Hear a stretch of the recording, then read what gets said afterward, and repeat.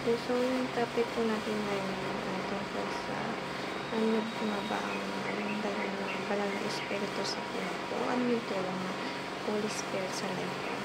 Yung unang parang po pinabasa is syempre naramdam ko agad. Syempre masaya ako kasi ako as a Christian, bilang Christian, alam ko yung natutulong niya sa buhay ko. Alam ko yung malaki yung value ng Holy Spirit sa buhay ko. Kaya nga diba sabi sa teachings, ito yung nagiging salita sa atin, ito yung nagiging guide natin, ito yung bibig ng Panginoon sa atin.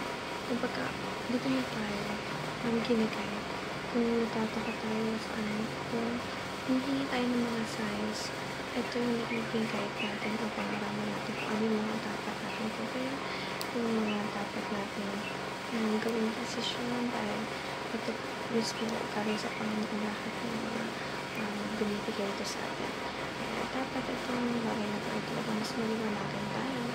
Mas malamatin kung ano yung kahalaga nito dahil of course isa ito sa magiging matagumpay magiging isang dahil upang mas maayos ang buhay natin, mas okay ang life natin at higit sa lahat ito yung daan sa tuwid ng life na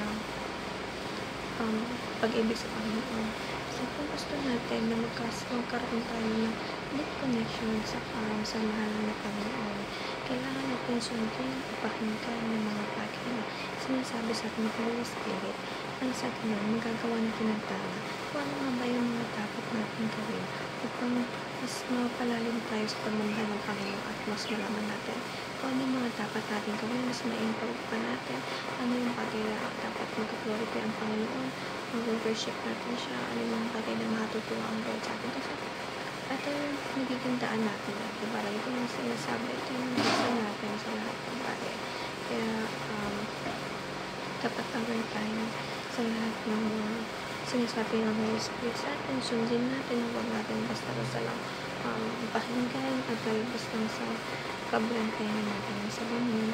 Magkakait na tayo, matutulungan na tayo yung mga bagay na nais natin magawa ay magagawa natin dahil tinutulungan tayo ng Holy Spirit at of course ang Holy Spirit ang magiging daan upang mas mapalago ang relasyon natin sa Panginoon. Kaya palagi tayo remind ang Holy Spirit na sa lahat ng desisyon natin sa buhay, huwag natin hayaan na tayo yung magpa-power over sa Panginoon dahil ang Lord alam na yung mga bagay na mas ikakaganda ng buhay natin, ikakaganap ng life natin dahil sabi ko, Panginoon yan, alam niya lahat ng mga nararapat natin gawin sa buhay. Planado niya lahat, talagang may concrete plan siya sa life natin na dapat yun ang sinusunod natin upang mas maiwasan natin na mapapahanap tayo, mas magkakaroon ng problema ngayon, mga ganang bagay.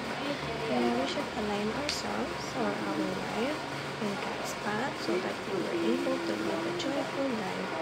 At magkaroon tayo ng mas maraming opportunity sa life at pakinggan natin yung mga bagay na gustong ipaintindi sa atin ng Panginoon. So that's all for thank you for listening and have a great day ahead for tomorrow. God bless everyone. Thank you for listening.